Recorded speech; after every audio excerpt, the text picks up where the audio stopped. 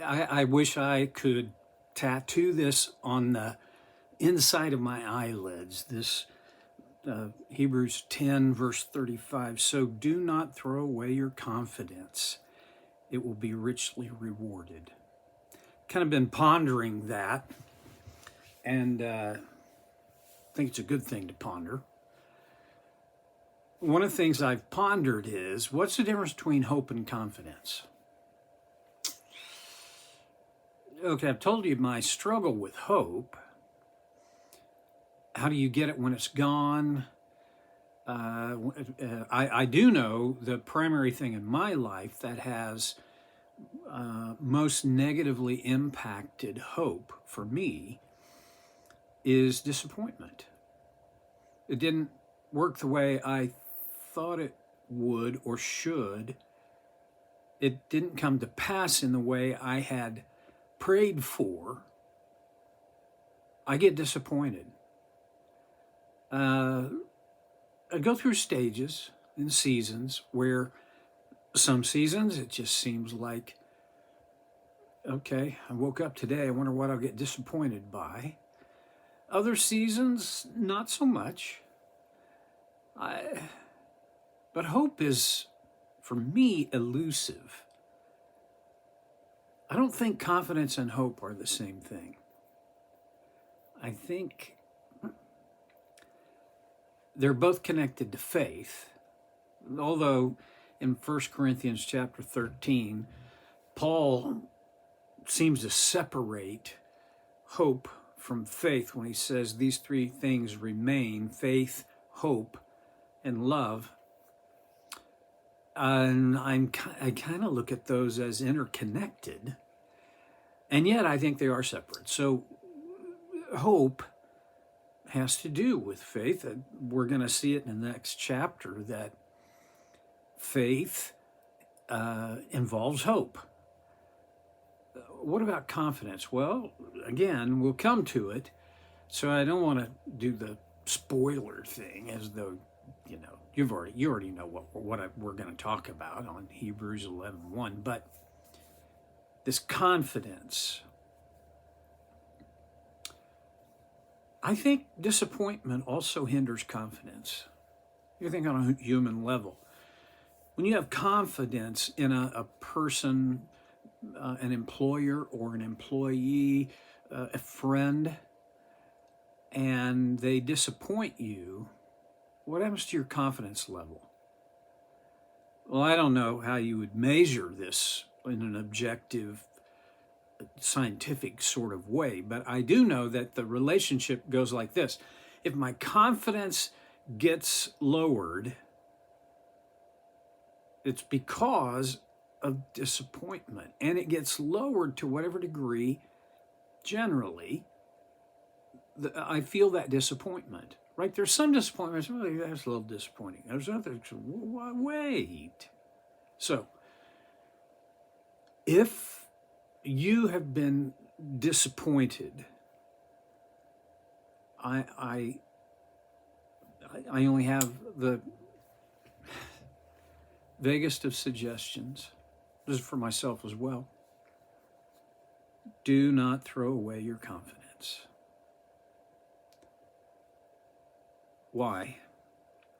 It will be richly rewarded when? There's a real strong possibility no time soon. It's a real possibility not even in this life. It's a hard concept to be able to get my heart and mind wrapped around, but it just happens to be true. Verse 36, you need to persevere so that when you have done the will of God, you will receive what he has promised. Ooh, that sounds a little bit like you got to work your way in, and well, no, maybe it's God's grace to get you in, but you better work really hard to stay in. I can't get around that feeling. I also can't get around the first part. You must persevere. Perseverance is a pretty amazing trait. It's also a fairly absent trait in our culture. We live in a throwaway culture. Your mixer doesn't work, you throw it away and you buy another one, right? TV quits, you throw it away and get another one. Well, there were many decades of time where you didn't throw stuff away, you fixed it, but not in our culture. Your marriage quits working, throw it away, start over.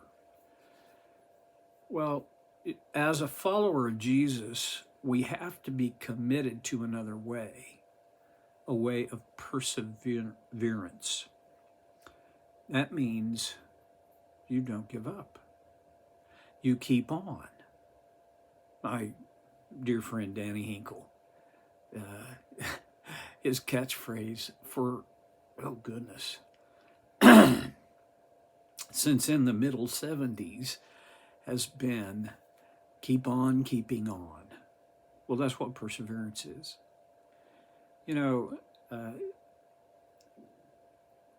Great athletes, and I don't mean just athletes, I mean the great ones, they know that you keep on.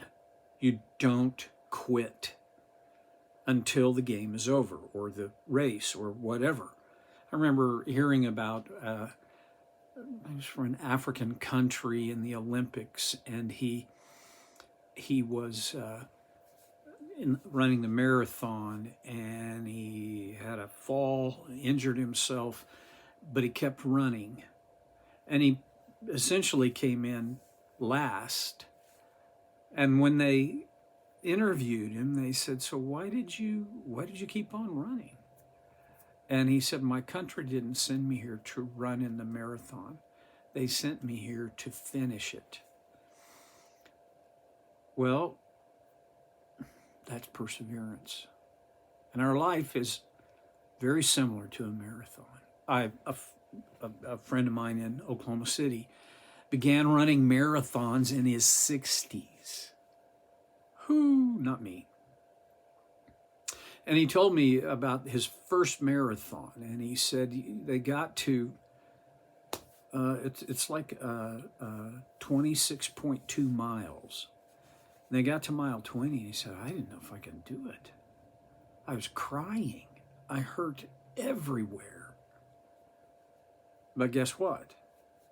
He didn't quit. See, he didn't plan on winning the marathon. He planned on finishing it. Well, that's what I want for me. I think you want it for you. You don't finish without perseverance. And in verse 37, "For in just a little while he who is coming will come and not delay." Really? Well, that's prophecy from the Old Testament, Isaiah. Jesus is going to come back. I don't know when. Anybody that tells you they know when, they're blowing smoke. Nobody knows except God the Father. And he didn't even tell Jesus. You don't know. I do know this from my own personal experience. Most of us don't know when we're going to die. I certainly didn't think. I had no inkling of it in the morning of January 10th, 2011. I just saw the beautiful Phoenix sunrise, and actually I didn't see the sunrise. I saw the beautiful sun in the sky. And I thought we were going to have a great day. But here's the thing. If I had not been revived the 3 times that I know of that I medically died, the return of Jesus would have happened right then for me. It was my feeling, my not just my feeling, but my belief. If you or I die before Jesus returns, for us, the time of our death will be his return. I don't believe in this soul sleep and you'll be in a waiting area. Sorry, doesn't work for me. I don't know when his actual return to earth will be. In verse 38 it says, "But my righteous one will live by faith." and I take no pleasure in the one who shrinks back. Whoa. Those are pretty strong words from Habakkuk.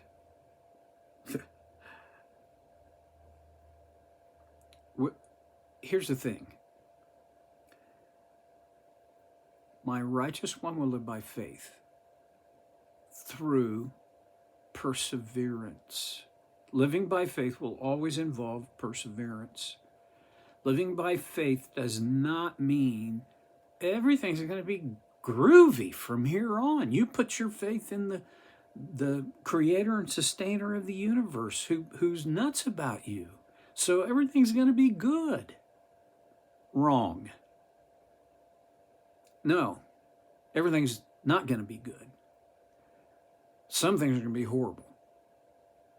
That's why it takes perseverance to live by faith.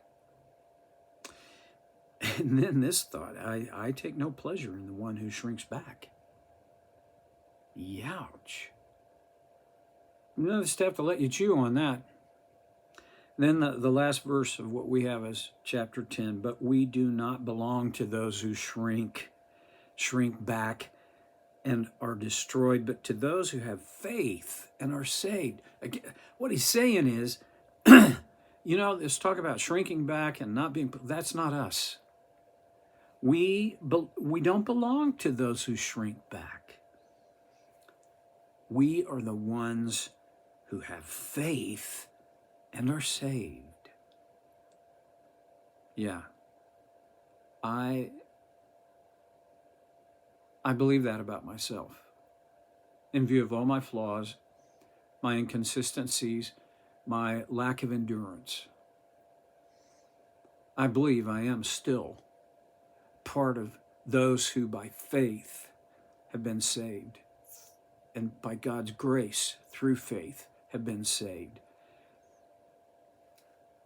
Okay.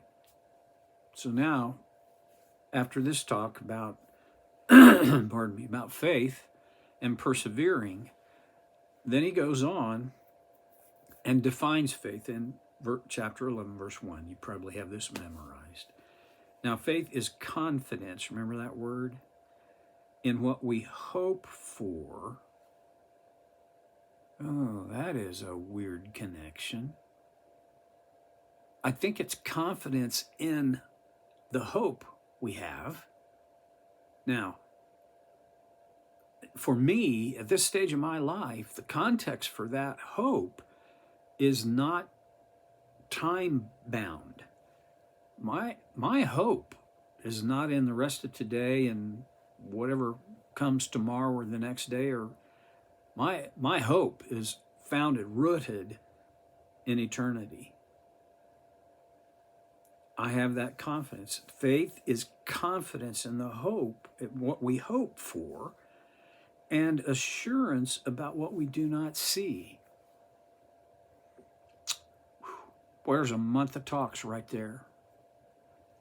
Confidence in what we hope for. How confident am I about heaven?